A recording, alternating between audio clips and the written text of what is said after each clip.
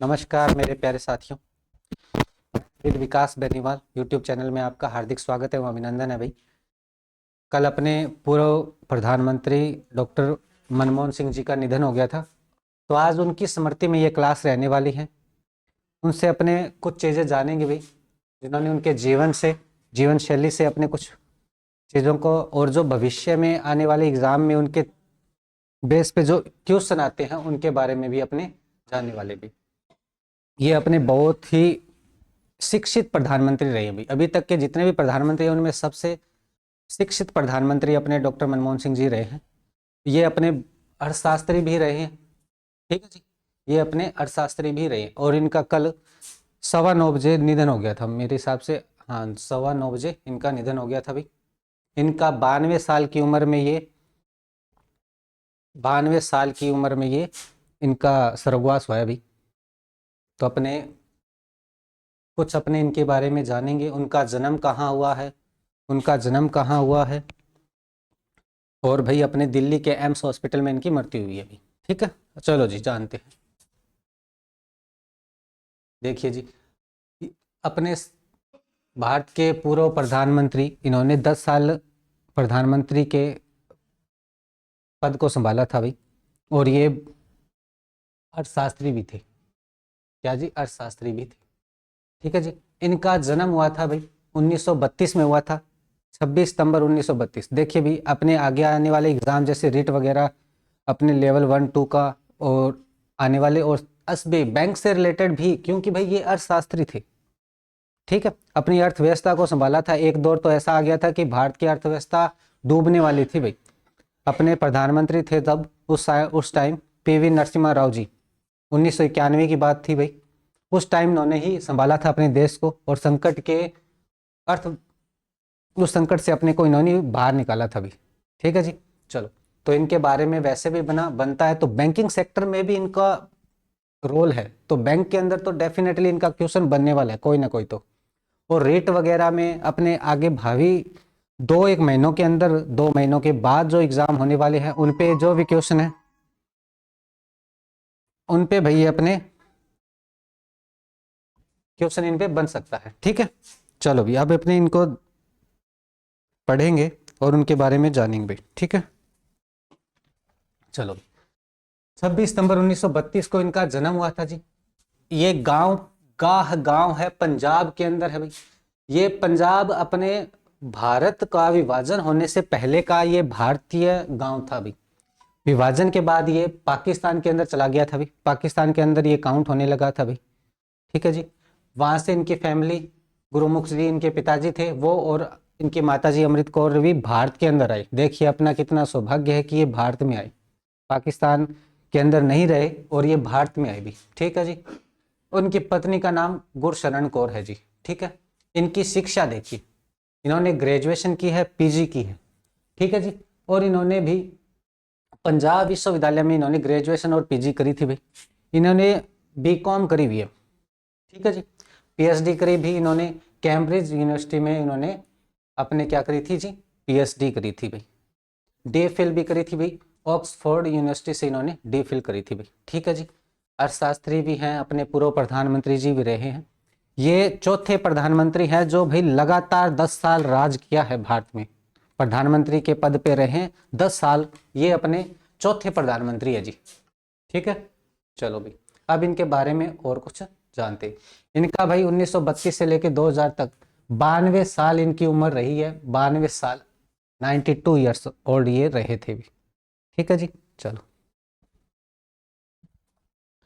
पद देखिए भाई इनके, कि भाई ये अपने कौन कौन से पद पे रहे हैं, ये चीज है भाई। ये सबसे पहले प्रोफेसर रहे थे भाई। कैम्ब्रिज यूनिवर्सिटी से पढ़ के आने के बाद इनको ऑफर मिला था भाई, इनको खुद को ऑफर मिला था भाई पंजाब विश्वविद्यालय और दिल्ली स्कूल ऑफ इकोनॉमिक्स से, कि भाई आप आइए और यहाँ पे आपने पढ़ाइए भाई। तो ये प्रोफेसर रहे थे भाई पंजाब विश्वविद्यालय और दिल्ली स्कूल ऑफ इकोनॉमिक्स के अंदर।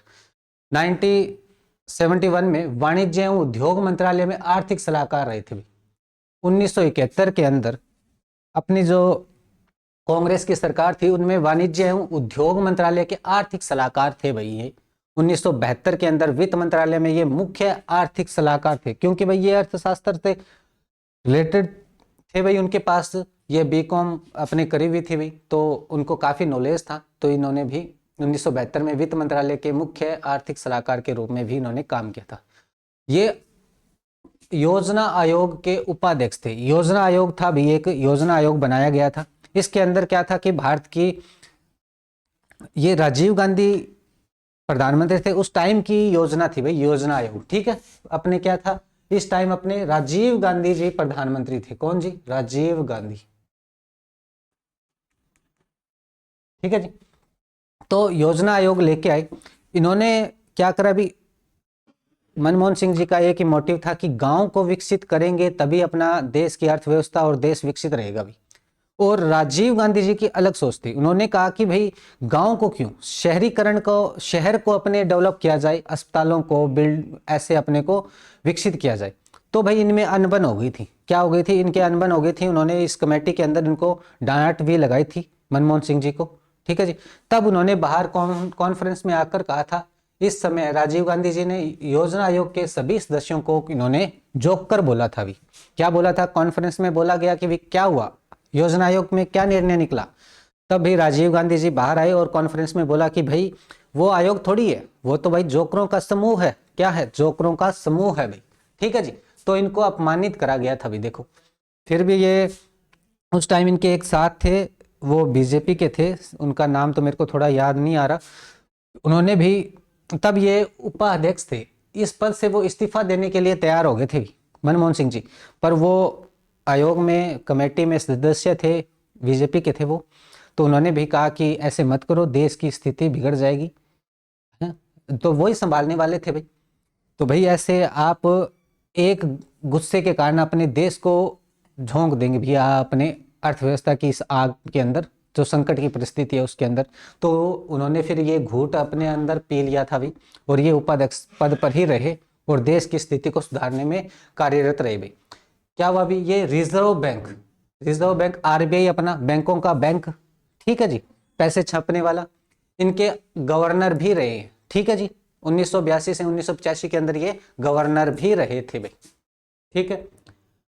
प्रधानमंत्री के आर्थिक सलाहकार और विश्वविद्यालय अनुदान आयोग के अध्यक्ष भी रहे थे भाई। ये गवर्नर के साथ साथ प्रधानमंत्री के आर्थिक सलाहकार और विश्वविद्यालय के अनुदान आयोग के अध्यक्ष भी रहे हैं भाई, ठीक है जी।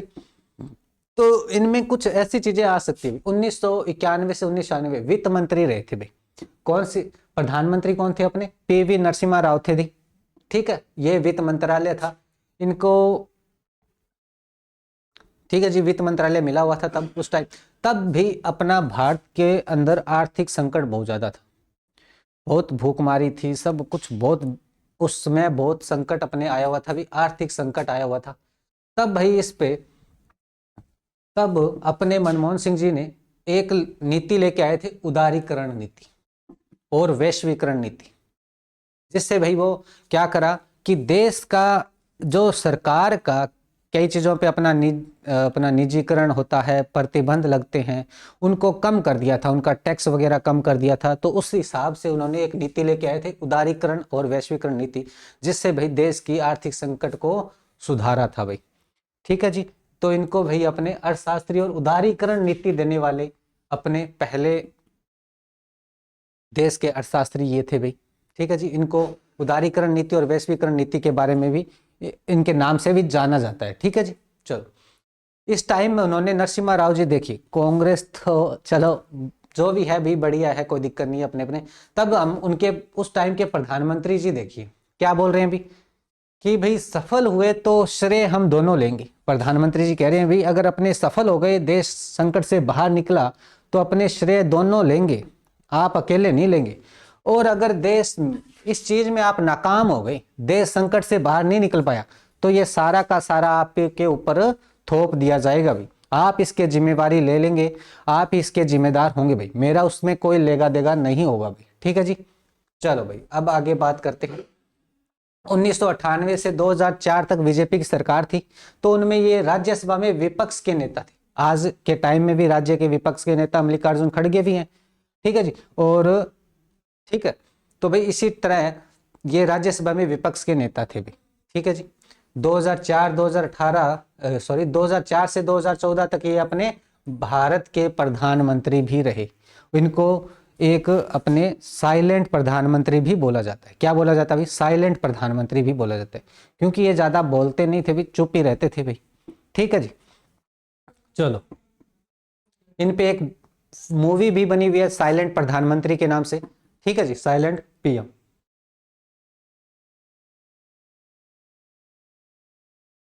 चलो भी आगे देखते हैं। अब भाई इनकी उपलब्धियां, इनको अवार्ड क्या क्या मिले हैं, देखिए जी। एक अपना पद्म विभूषण मिला हुआ है, ये नागरिकता का दूसरा सबसे बड़ा पुरस्कार होता है। क्या भी? नागरिकता का दूसरा सबसे बड़ा पुरस्कार है। इनको 1948 के अंदर इनको नवाजा गया था पद्म विभूषण से। एशिया मनी अवार्ड से भी इनको नवाजा गया। ये भाई वित्त मंत्री के लिए होता है। किस लिए होता है भाई? वित्त मंत्री के लिए होता है, क्योंकि अपने को भाई देश की आर्थिक स्थिति को इन्होंने सुधारने में बहुत बढ़िया इनका योगदान रहा था। अर्थशास्त्री भी बहुत अच्छे बुद्धिजीव थे भाई, ठीक है जी, बुद्धिजीव थे ये। तो इनको एशिया मनी अवार्ड और यूरो मनी अवार्ड, ये दोनों ही वित्त मंत्रालय के लिए या वित्त मंत्री को ही मिलते हैं भाई, ठीक है जी। तो इनको ये दोनों पुरस्कार मिले हुए हैं भाई, ठीक है। तो ये सन पूछ ले 1993 में यूरो मनी अवार्ड और एशिया मनी अवार्ड 1993-94 में मिला हुआ है भाई, ठीक है जी। चलो, अब भाई इनके ऐतिहासिक कार्य क्या क्या इन्होंने अपनी योजना अपने भाई कार्यकाल के दौरान इन्होंने करा है अभी तक के, जब राजनीति में ये आए हैं उस टाइम से लेके अभी तक के। तो उन्होंने पहली भी सबसे पहला तो देश के आर्थिक संकट को सुधारने के लिए वैश्वीकरण और उदारीकरण तो इनका काम था, ठीक है। फिर सूचना का अधिकार लेके आई। सूचना का अधिकार भी सबको आरटीआई बोलते हैं, जिसको अपने आज लगाते हैं, ठीक है, right to information. Right to information RTI अपने लगाते हैं कि भी मेरा सूचना का अधिकार है। तो ये भैया अपने 2005 में मनमोहन सिंह जी की ही देन है। 2005 में इन्होंने गरीबों के लिए मनरेगा लेके आए, नरेगा उस टाइम में लेके आए थे भाई। बाद में प्रधानमंत्री जी महात्मा गांधी के नाम पर इनको मनरेगा कर दिया गया था। रोजगार गारंटी योजना, रोजगार गारंटी योजना 100 दिन की, ये अपने को रोजगार देने की गारंटी होती है अभी। 100 दिन तक अपने एक घर में से एक व्यक्ति 100 दिन इसमें काम कर सकता है अभी, ठीक है जी। चलो, उन्होंने 2006 में अमेरिका के साथ न्यूक्लियर डील की थी भाई। न्यूक्लियर बम अपना एटमी बम होता है, उसकी भी डील इन्होंने अमेरिका के साथ करी थी। 2009 में इन्होंने अब आधार कार्ड पहचान के लिए आधार कार्ड लॉन्च करा था भाई, दूदू से, अपने राजस्थान दूदू से भाई, ठीक है जी, ठीक है। फिर अपने ये शिक्षा का अधिकार ले गए भी, हर एक व्यक्ति को शिक्षा का अधिकार होगा, चाहे वो बुजुर्ग हो, चाहे भाई अपने छोटा बड़ा कोई भाई हो, जो भी पढ़ना चाहेगा उसको शिक्षा का अधिकार दिया जाएगा भाई, ठीक है जी। चल, ये कथन और शायरी मनमोहन सिंह जी के कुछ थे भाई। ये तो देखो भाई, ये संसद में इनको दो तो ये लाइनें संसद में बोली गई है भाई, संसद में बोली गई है। और ये कॉन्फ्रेंस में, ये अपने मीडिया कॉन्फ्रेंस में इन्होंने बोली थी भी, ठीक है जी। कुछ बात है कि हस्ती मिटती नहीं हमारी, देखिए जी, कुछ बात है कि हस्ती मिटती नहीं हमारी, ये उन्होंने संसद के अंदर बोला था भी। काफी शायरियां करी हुई हैं। सुषमा स्वराज अपने थे विदेश मंत्री थे, तो उस टाइम भी सुषमा स्वराज और मनमोहन सिंह जी के बीच में सारियों से वार्तालाप हुई थी भाई। तो वो आप एपिसोड संसद के अंदर वाली आप देख सकते हैं भी, यूट्यूब पे मिल जाएगा, बहुत जगह अपने को मिल जाएगा भी, कोई भी न्यूज चैनल से भी मिल जाएगा। एक दूसरा था, हजारों जवाबों से अच्छी है मेरी खामोशी। इनको भाई ये कमेंट करने लगे थे बीजेपी वाले, विपक्ष अपना बीजेपी का ही है, कांग्रेस बीजेपी का ही रहता है, तो बीजेपी वाले कमेंट करने वाले थे भाई, करने लगे थे ये तो साइलेंट है, साइलेंट प्रधानमंत्री है, इनको तो बोलना नहीं है, इनको तो जो अपने सोनिया जी बोलते हैं तो वही बोलते हैं सब कुछ, ऐसा वगैरह उनको बोलने लगे थे। तब इन्होंने ये जवाब दिया था बीजेपी वालों कि हजारों जवाबों से अच्छी है मेरी खामोशी, ठीक है जी। वैसे इनकी एक बात ये मेरे को अच्छी लगी थी भी, खामोशी जरूरी है भी, खामोश रहना बहुत जरूरी होता है। लोगों को हर बात का जवाब भी नहीं दे सकते, अपने कोई भी हो, किसी भी तरीके का हो, अपने हर किसी को जवाब नहीं दे सकते। खामोशी ही अपने रखना बहुत जरूरी है, पेशेंस रखना, धैर्य रखना भी बहुत जरूरी है। तो खामोश रहना, हर जगह जवाब दे तो अपने मूर्ख होते हैं। बहुत चीजें होती है कि हमें जवाब देना ही नहीं होता, ठीक है, टाइम आने पर वो अपने आप जवाब मिल जाता है, ठीक है जी। चलो, ये लास्ट में इन्होंने भाई कि इतिहास में प्रति उदार होगा, इतिहास मेरे प्रति उदार होगा भाई। ठीक है जी। तो ये इनकी कुछ कथनें थी, कुछ शायरियां थी भाई। चलो, ये इनकी पुस्तकें थी। The border view, A border view इनकी एक बुक थी भाई। एक थी चेंजिंग इंडिया, एक बुक ये थी बॉर्डर व्यू, ये एक थी चेंजिंग इंडिया। एक collateral and financial plumbing, collateral और कोलेटरल एंड फाइनेंशियल प्लम्बिंग, ये इनकी बुक थी भाई। Financial plumbing and monetary policy, financial plumbing and monetary policy, ये इनकी बुक थी भाई। ठीक है जी। ये अपने थे भाई पूर्व प्रधानमंत्री डॉक्टर मनमोहन सिंह जी के बारे में था। थी कुछ ये लाइनें थी, कुछ मैंने आपको इनके भविष्य में अपने क्वेश्चन जो भी एग्जाम से रिलेटेड पूछे तो भाई इनके बनने के चांस है भाई। ठीक है। और इनकी जीवनी भी अपने को पढ़नी चाहिए, इनकी बुक भी अपने को पढ़नी चाहिए। ये नहीं है कि भी ये कोई सी भी, इनको ज्ञान बहुत था, बस सीखने वालों की कमी होती है भी। तो इनकी बुक वगैरह इनके बारे में आप पढ़िए तो आपको और भी नॉलेज मिलेगी, बहुत अच्छी तरीके से आपको इनके बारे में जानना चाहिए भी। ठीक है जी। ये परिस्थितियां होती है भी कि वो इनको कभी बुरा बना दिया जाता है, एक इनकी अच्छाइयों को अपने भुला देते हैं, बुराई को अपने पकड़ लेते हैं। कोई भी एक काम हो, ठीक है, तो अपने उसको पकड़ लेते हैं और इनकी अच्छाइयाँ को भूल देते हैं। जितनी 100 अच्छाइयाँ करी हो और एक बुराई काम, एक गड़बड़ हो जाए तो भाई उनको बस वो एक गड़बड़ के लिए अपने कोसते रहते हैं उम्र भर भाई। ठीक है। तो अपने ये अर्थशास्त्री सरदार मनमोहन सिंह जी प्रधानमंत्री जो कल अपने स्वर्गवास हो गए थे, उनके बारे में ये कुछ इन्फॉर्मेशन थी भाई। जो आपको अच्छी लगी है तो बहुत बढ़िया। एक देखिए भाई अपने भारत की विशेषता देखिए भी, एक मैं इस पे थोड़ा सा आपको बोलना चाहूँगा कि भारत की अपनी विशेषता देखिए। सरदार कम्युनिटी मिनोरिटी अपने मतलब आती है, कम में आती है भी। जैसे मुसलमान अपने कम हैं, जैसे सरदार भी अपने बहुत कम है, मुसलमानों से भी कम है सरदार। और उनको भी देखिए अपने प्रधानमंत्री रहे हुए हैं, अपने 10 साल प्रधानमंत्री अपने रहे हुए। तो ये अपने भारत की विशेषता हो सकती है और किसी देश की तो नहीं हो सकती भाई। ठीक है जी। और इनकी भी देखिए, ये भी नहीं है कि भाई मैं मेरी अपने करूं, मेरे अपनी कम्युनिटी के लिए ज़्यादा करूं, कुछ ऐसे नहीं है भी। देश के लिए समर्पित होकर काम करना भी बहुत ज़रूरी होता है। तो ये भी ये इन्हीं की विशेषता थी भाई। ठीक है। एक इनका भी सादा जीवन था। ये अपने भाई नीले रंग की ये पगड़ी पहना करते थे, ब्लू कलर की। ठीक है। ये साधारण उन व्यक्ति के हिसाब से वक्तव्य से उनको जोड़ती थी भाई। और ये इनके BMW थी, ये प्रधानमंत्री थे तो इनके पास तो सब गाड़ियां होगी, पर ये मारुति 800 को ये अपने ज़्यादा पसंद करते थे कि भी वो मारुति 800 से ज़्यादा जाना पसंद करते थे भाई। इनको पसंद क्या थी? मारुति 800। तो इससे ज़्यादा सादा जीवन और कैसे हो सकता है भाई। ठीक है जी। तो भाई आज का सेशन ये अपना यहीं ख़त्म होता है भाई। Thank you everyone, thank you भाई।